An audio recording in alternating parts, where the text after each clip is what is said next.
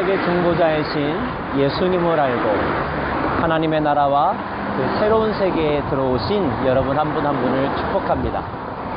오늘은 히브리서 10장입니다.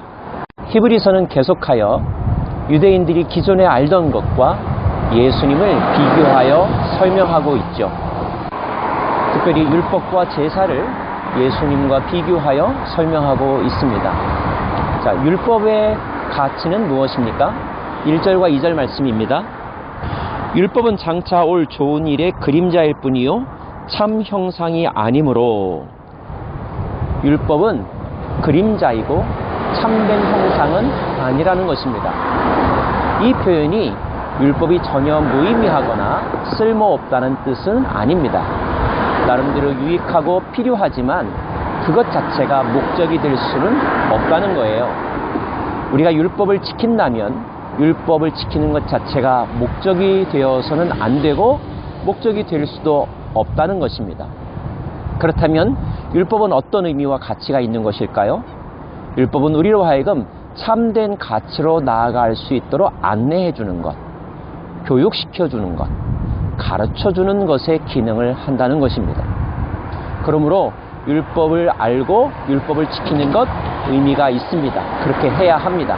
하지만 율법을 지키는 것 자체가 목적이 되어서는 안 되고 그 율법이 우리에게 지시하는 방향, 율법을 지키는 것을 통하여 이루고자 하는 그 목적을 잊어버리지 말아야 한다는 뜻입니다. 자, 그러면 그 율법이 우리에게 제시하고자 하는 참된 목표 지점은 무엇일까요? 그것이 바로 예수 그리스도를 통하여 주신 하나님의 참된 은혜라는 뜻입니다. 그 예수님이 이 땅에 오셔서 하신 일은 하나님의 말씀에 순종하는 것이었습니다. 유명한 표현 가운데 순종이 제사보다 낫다 이런 표현이 있죠. 오늘 말씀에 이런 표현이 나옵니다.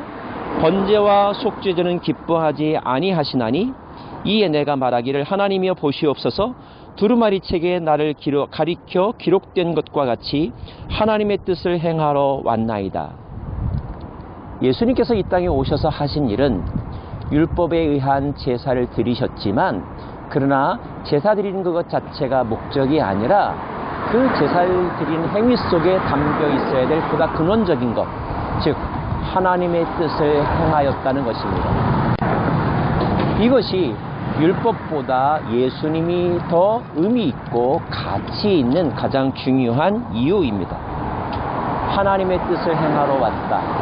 그렇다면 예수님을 통하여 이루고자 했던 하나님의 뜻은 무엇입니까? 그것은 모든 피조물들의 구원이죠. 그들을 죄로부터 완전히 분리시키는 것, 그리고 하나님의 온전함에 이를 수 있도록 인도하는 것, 이것이 하나님의 뜻인데 그 하나님의 뜻을 온전히 이루신 분이 바로 예수님이고 예수님은 하나님의 뜻에 순종했다는 것입니다.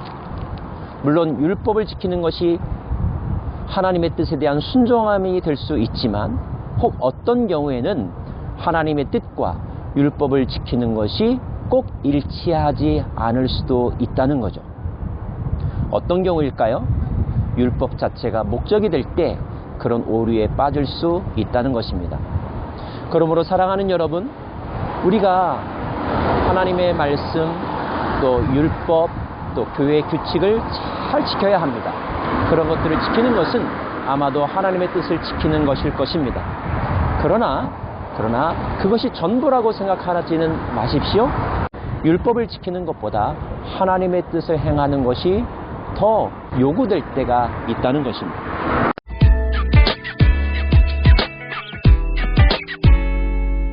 자, 그렇다면 하나님의 뜻을 이 땅 가운데 행하기 위하여 오신 예수님, 그 예수님의 죽음을 통한 온전한 제사를 바라보는 우리의 태도는 어떠해야 할까요?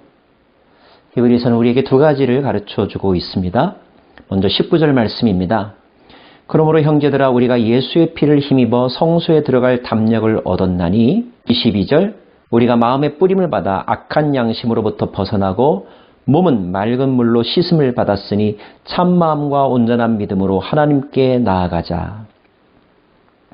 그 예수를 굳게 붙잡고 그 예수께 소망을 두고 참 마음과 온전한 믿음으로 하나님께 나아가자는 것입니다. 그 소망을 놓치지 마십시오.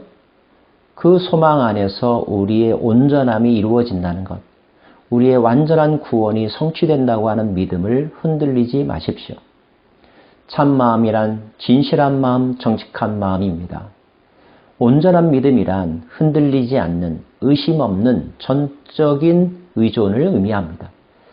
그 예수를 진실로 믿고 온전히 믿음으로 하나님께 나아갈 수 있음을 성경은 우리들에게 가르쳐 주고 있습니다.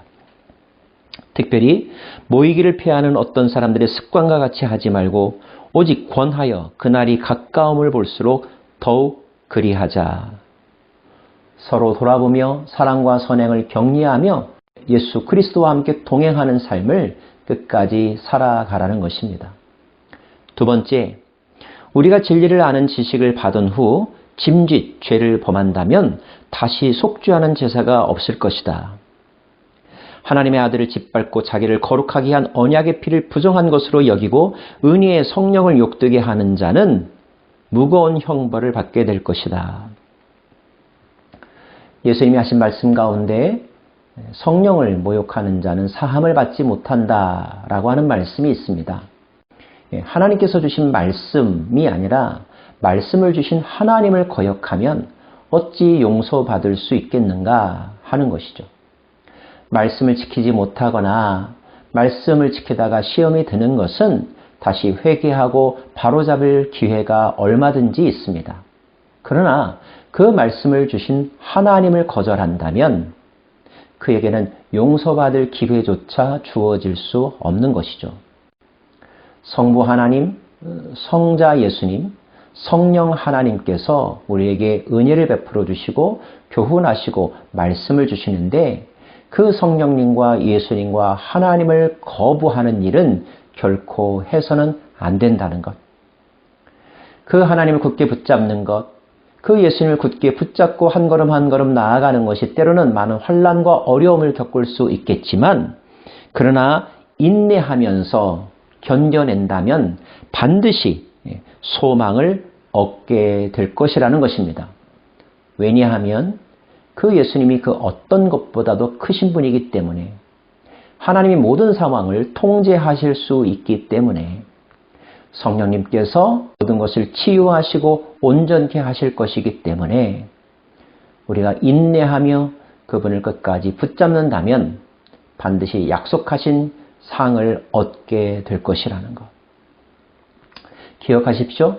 참마음과 온전한 믿음으로 예수를 의지하여 하나님께 나아가라는 것. 그 예수님과 예수 그리스도의 영을 거역하지 말라는 것. 이것이 히브리서가 우리들에게 주는 메시지입니다.